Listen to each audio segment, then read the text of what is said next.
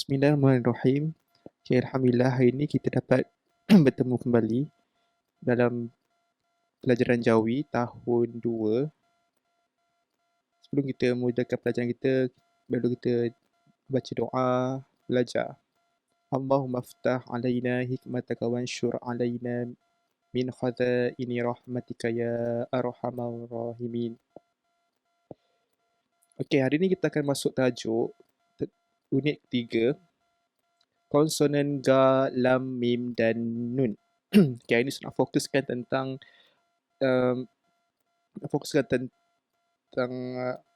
padanan huruf vokal. Okay, tengok perkataan, contoh perkataan apa tu? Gambar, mentol. Okay, semua ni ada dalam buku, muka surat 26 hingga 30, 31 tak silap. Okay, macam mana eja mentol? Ni ada gambar mentol, ginjal, ninja dan gencu. Okay, macam mana kita nak tahu mentol ni? Macam mana eja mentol ni? Okay, sama kita eja ya. Mim ya nun men, ta waw lam tol. Mentol. Mentol tu lampu kan. Okay, ginjal ni adalah apa? Penapis dalam perut kita untuk kita minum tempat buang lah, organ dalam badan kita. Okay, tu ninja, gincu. Okay, semua ni adalah ya tu, kalau perasan dia menggunakan beberapa huruf. Ada huruf I dan ada guna huruf E kan. Okay.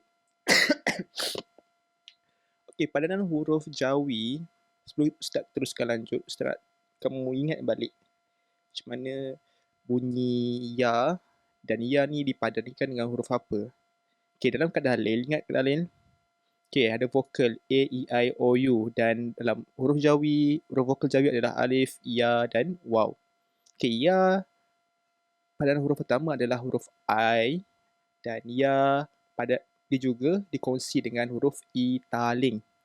Ya dikongsi dua huruf, I dan I taling. Dan ada satu lagi huruf consonant, bukan huruf vokal, iaitu huruf ya. Nampak sini huruf ya? Nampak huruf ya sini? Sekejap, mana ya? Okay, huruf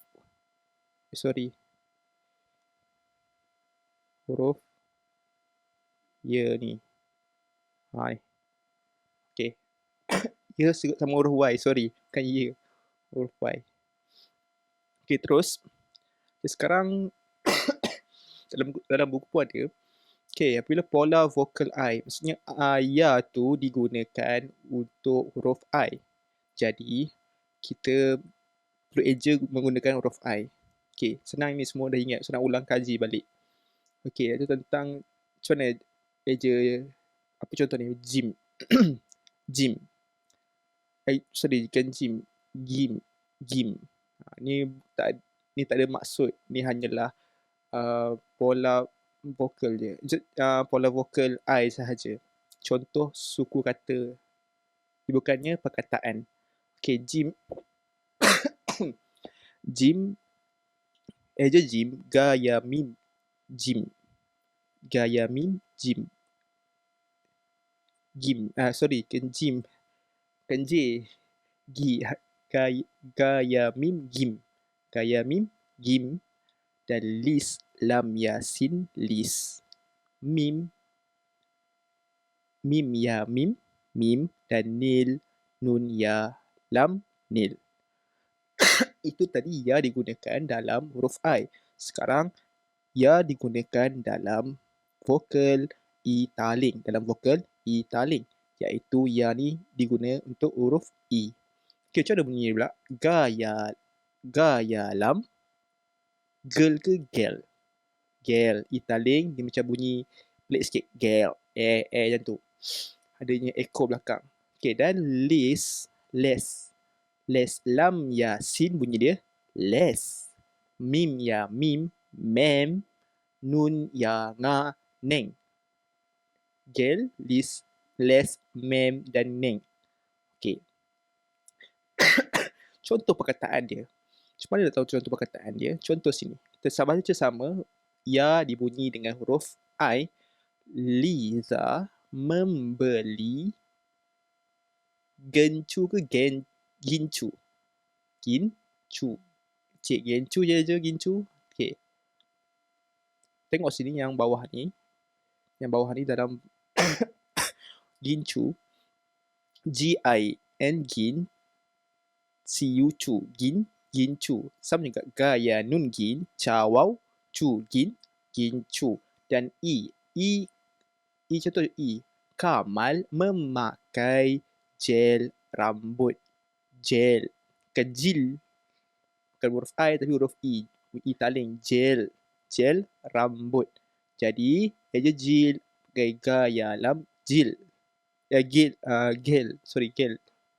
Gel. Gel rambut. Ha. Okay, jelas? Okay. Sekarang kita nak cuba mengeja pula. Macam mana kita nak eja perkataan ya yang digunakan huruf I. Okay, ya huruf I ialah contoh perkataan adalah mimpi. Okay, ingat tak balik kaedah yang Ustaz bagi dulu? Ada 4 kaedah. Ada 4, 1, 2, 3, 4 kaedah. Ingat kaedah tu. Yang pertama kaedah dia kenal pasti suku kata. Okay, dalam satu perkataan ni, perkataan apa ni? Mimpi. Mimpi. Okay, ada berapa suku kata ada? Bunyi pertama adalah mim, bunyi kedua adalah pi. Okay, tengok Ustaz buat, iaitu dengan satu warna hijau, satu suku kata. Pi warna biru, satu suku kata. Jadi sini ada 2 suku kata. Okey, dah kenal pasti, maksudnya mimpi. Dan sekarang kaedah kedua, potong huruf vokal yang tidak perlu. Apakah huruf vokal tidak perlu? Ingat tak sebelum Ustaz ajar? Huruf huruf I pepet dan huruf A apabila suku kata tertutup. Okey, siapa tak suku kata tertutup? Ada. Ada tak? Warna apa? Biru ke hijau? Warna hijau. Okey, warna hijau. Di akhir adalah huruf M dan M adalah huruf konsonan. KVK ni adalah konsonan, vokal konsonan. Jadi M adalah huruf suku kata tertutup dan dia kena buang tak I, tidak perlu, hanya huruf A ataupun I pepet saja bila di tengah kena buang. Jadi kaedah ketiga, tak ada. Kaedah kedua tak ada langsung huruf yang perlu di ni. Jadi kaedah pertama selesai, kaedah kedua pun selesai. Okey, kaedah ketiga, padanan huruf. Okey, sekarang kita mulakan dari 1, 2, 3, 4. Tengok yang Rumi ni. Okey, 1 kita jauhi mula dari kanan ke kiri.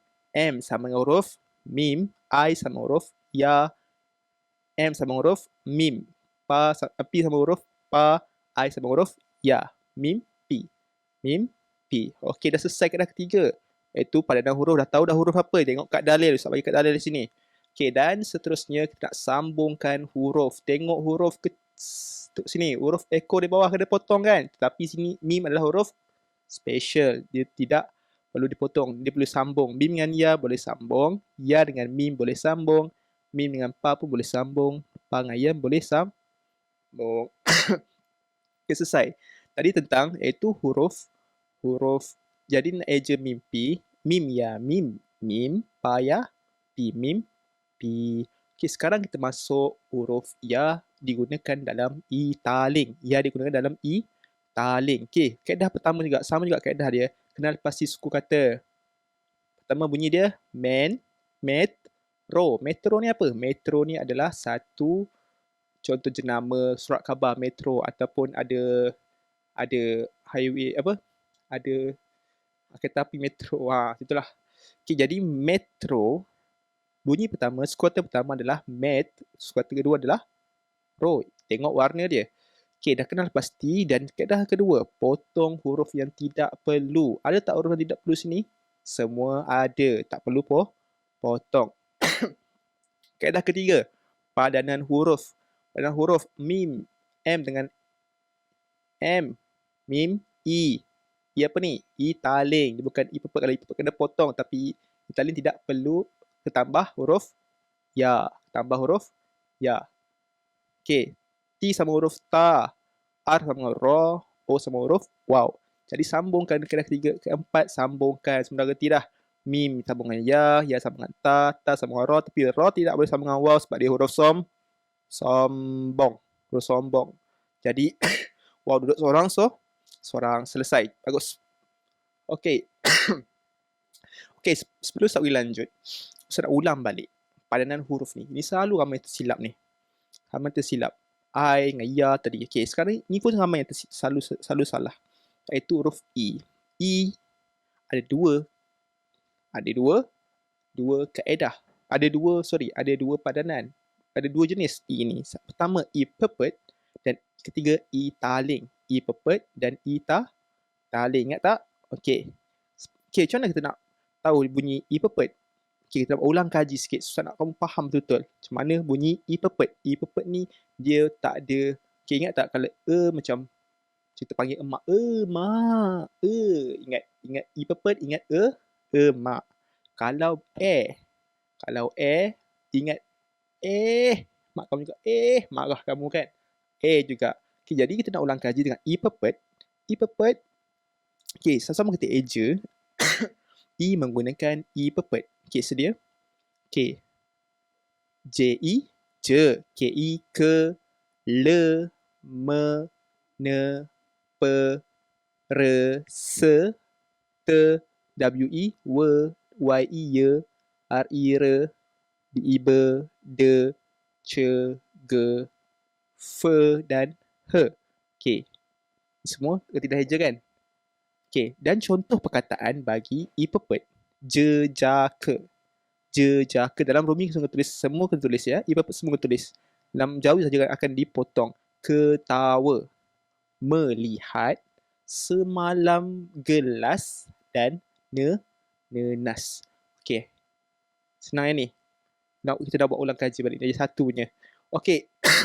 Bagaimana dengan italing? Italing dia bunyi macam mak kau marah. Tak nak. Jangan buat benda tu. Contoh.